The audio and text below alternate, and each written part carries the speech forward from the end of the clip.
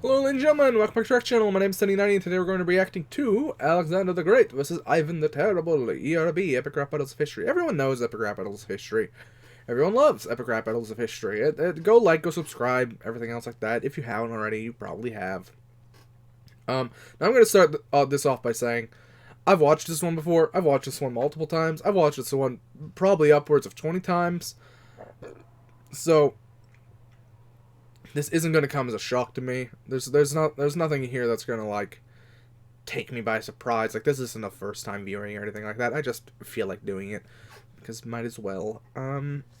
So let's just jump into it. We'll see how we go along here.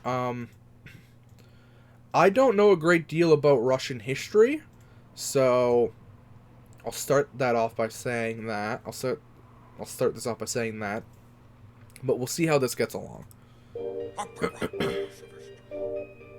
Alexander the Great. Ivan the Terrible! Nikolai Kremlin, the Kremlin's arriving. Try to survive and no surviving. You're a land rover. I'm a land expander. Hand your first loss. Alexander. School you like Aristotle. Smack your heart and then you hit that bottle. You're nothing but an overrated lush. I'll crush you. I'm the first czar of all of Russia. You're an asshole with an Anatoly. I'm heaven sent, divine and holy. So don't even try to approach the god, or you'll get a huge shock like Novgorod. Yeah. Ivan the Terrible was the first Tsar of the Russians, but there were other Russian states before them, like the Moscow states, the Ryazan principalities, Novgorod, which was like a weird merchant republic. There's the Kievan Rus before the Mongols came in. The Kievan Rus was probably the closest to a Russian state. It was based around Kiev, but ended up getting destroyed by the Mongols. Ivan ended up uniting all the different Russian principalities, usually by warfare and sacking, like he did to Novgorod. And sacking, if you don't know, is the process of looting and raping a city, basically. Basically, you would let your army basically go buck wild in an occupied city, and there would be mass deaths, mass lootings, and mass rape. And that was pretty common throughout history. The Mongols did that a lot, so it's not particularly unique that he did it, but he did, from what I understand, massively impact Novgorod. And Novgorod was a massive city, well, not a massive city for Russia at the time, massive city of Russia at the time, but after that it became a less and less important city because of the damage done, and then just the complete non-effort to rebuild and help. So Novgorod was a big, powerful city in the Rus area, but because of this, it ended up not becoming it. And to reference back to Aristotle and Alexander, Aristotle was Alexander's teacher, but Alexander tried to get other philosophers to teach him as well. I believe he tried to get Diogenes, is that his name? A homeless philosopher, to help teach him. Can't remember, was he before or after? I think he also tried to get Plato to help him, but I don't think he would. But this is limited knowledge again. But let's continue. Hey fella, swell diss, but now you got the Pan-Hellenist from Pella-Hella-Piss. He wasn't actually Greek, he was Macedonian, so Pan-Hellenist isn't exactly true.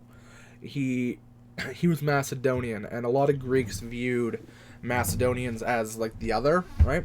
Like a lot of Greeks viewed Macedonians as like half barbarians, and Macedonians looked up to the Greeks and Greek culture because Greek culture was like the pinnacle, at least at the time. So he wasn't really a Pan-Hellenist, he was Macedonian. A Pan-Hellenist would be someone who was uniting the Greeks. Macedonia, at least at the time, wasn't really part of the Greek world. It was adjacent to the Greek world. It was closer to the Greek world than, say, Epirus or Rome, but it wasn't really part of it. Well, Rome wasn't really a thing at that time. I suppose it should say Magna Graecia or Syracuse, but he wasn't a Pan-Hellenist. That is not correct at all. Stepping up's foolish as well as useless, little vassal, you bitch. Let me spell out the list. I brought foes to their knees in Phoenicia, breezed through Gaza to Giza, had the Balkans, Persia, Syria, Iraq, and Pakistan in my expansion pack. Syria wasn't actually a thing at that point. But yes, he did conquer the region that we now know as Syria. And Phoenicia, yeah. All along down the coast that we now know today as like the Syria, Jordan region. Not Jordan. The Syria, Israel region. Like up down there. Here, let's go back. Well, you died. Like, Fast on your bitch. Let me spell out the list. I brought foes to. here we are. So this area about from like Antioch down was Phoenician, which were like traders. They were the ones who ended up founding Carthage and all the other Carthaginian city-states. They were big merchants and things like that. So during the Persian Empire, the Persians used the Phoenicians and a couple of the Greek city-states along the coast of Anatolia as their main navy source. So this area at the time was, I think this was Judea, and the rest of this was like a Phoenicia type of region. To their knees in Phoenicia, breeze through Gaza to Giza, had the Balkans, Persia, Syria, Iraq, and Pakistan in my expansion pack. His army made him turn around when he reached the Pakistan area. His army got tired of conquering and wanted to go home. He probably would have continued, but his people got tired. You died in the middle of a game of chess. You got vodka bars, flavorless, and what I'm about to spit will be the craziest. So go fix me a drink so I can stay refreshed. He was also an alcoholic. I got from winning every single war that I fought. So this will be straightforward. I'll take up this sword that I brought and slice you in half like the Gordian knot. And I'll soar to the top like the eagle whose feather I was sporting. And the helmet that I wore as I swatted my many enemies, shattered them like a porcelain pot. And they'd be praying for the torture to stop. But I would leave them contorted and they'd be screaming and roaring until their vocal cords were torn up and shot. And I would howl abuse, syphilis. Hop, I'm a horsey and draw. Win, I'm in a vanquish, I'm in a motive, you're not. He also believed himself to be an immortal. He was extremely arrogant and extremely self-centered. He was an amazing commander and an amazing general. Not a great person to be around. And there was rumor enough that a lot of people wanted him dead because he believed himself to be the son of the gods. He believed himself basically to be an immortal god of conquest, because really all of his achievements were kind of pointing towards that. But yeah, he wasn't really well liked by other generals. I don't stand a chance against your skills. Nasrovia, a drink to your victory. Yes, I will. It seems no one can defeat me. I weep. It's all so easy. Ooh, what's wrong? I feel a bit queasy. Ah, you were poisoned. Oh, the pain is unbearable. My stomach's riddled with holes. I'm terrible. Yeah, it was thought he died of poisoning. There's no great who could defeat this Russian. What about a flute busting Russian!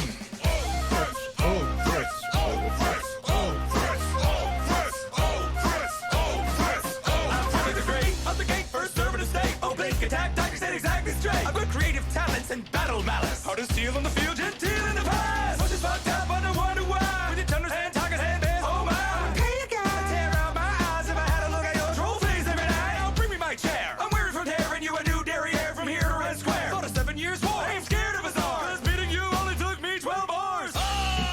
Yeah. Frederick the Great was another amazing general.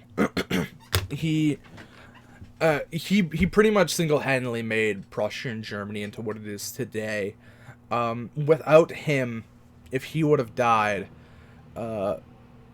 it's highly unlikely that the Germany we see today would have ever formed, because he was basically the backbone that helped really forge Prussia into the machine that would end up forming Germany.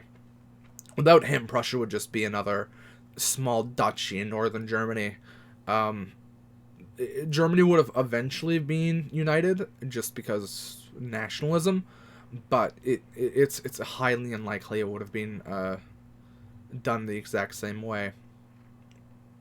Also, there are more than a few rumors that he was homosexual, so that's why he says a bleak dagger is not exactly straight. It's rumored that he had lovers and things like that, and that his father despised him for it, like utterly hated him because of the fact that he had homosexual lovers. And I think at one point he banished him, or at least soft banished him, and then he ended up coming back. But yeah, he wasn't well liked.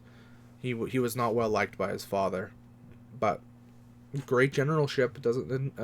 At some point it doesn't really matter, right? Oh, what a humiliating defeat! I know when I am beat, so of course, take a seat. I'd keep ripping you to shreds, but I'll take a break instead and just rest my little head. Why don't you drop dead, Fred?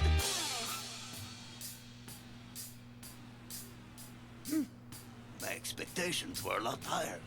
But at least I saved the rumors on the Grotwire. It's another great day and another He died sitting in a chair. great victory, 'cause no great can beat me.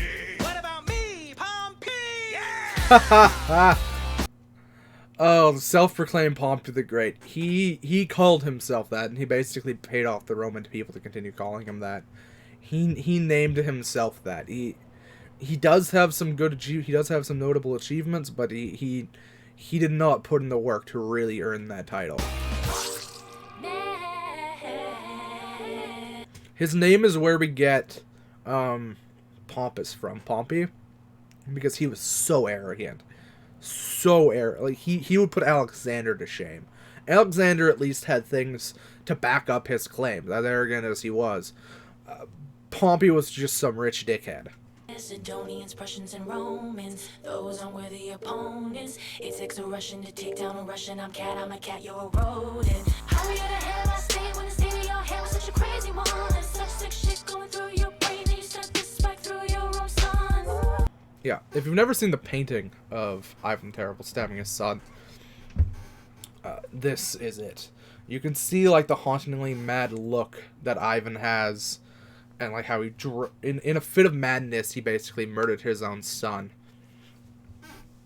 And this painting really got the idea of just how insane he was. Ivan the Terrible was basically like, if you know Game of Thrones, he was basically Ares the Mad, but unlike Ares the Mad, he wasn't overthrown. So he was a lunatic, an utter fucking lunatic. But this is a haunting painting. You're on balance like I on balance. The European powers with the wars I wage. The Russian Empire straight out the olden days and right into the golden age. I'm the boss, bitch. Say you just can't meddle with this. Whole battle's like Alaska 'cause I settled it.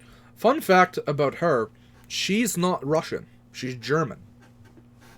She ended up becoming the Empress of Russia because she ended up marrying the Emperor of Russia, and then the Emperor of Russia ended up becoming what I think that was the really weak guy, the guy that was pretty much very incompetent. So she basically, and then he ended up dying, so she ended up taking over from him. Her son was also pretty incompetent too, probably from the father. But yeah, she wasn't actually Russian. So when she says it takes a Russian to take down a Russian, she's not Russian, she's German. What a beautiful queen to beat me in a battle. Accept this gift, your highness, I hear you. Enjoy the saddle. That whole story is a pile of shit. Though I do keep jumping at the bit. But you're never gonna get it yet. Couldn't spin in my chamber if there's a Russian roulette. She did have a string of lovers, that's true. Because she was the empress, so she can do whatever the fuck she wants. But of course, because she was a woman deciding to act on her sexual desires, obviously she deserves to be shamed for it. But yeah, that story was obviously cooked up. Obviously, she didn't have sex with a horse. Well, she could have had sex with a horse, but it's highly unlikely she had sex with a horse. It was just one of those rumors that it's like, oh, she's a whore, blah blah blah blah blah. Obviously, she shouldn't like her. You know how it is. But yeah.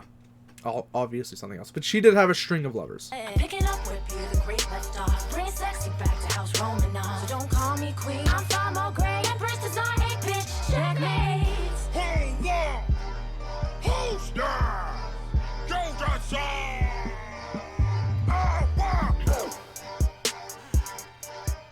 She did do a lot of great things for the Russian people, but she did stop short of a lot of full-on Enlightenment thinking.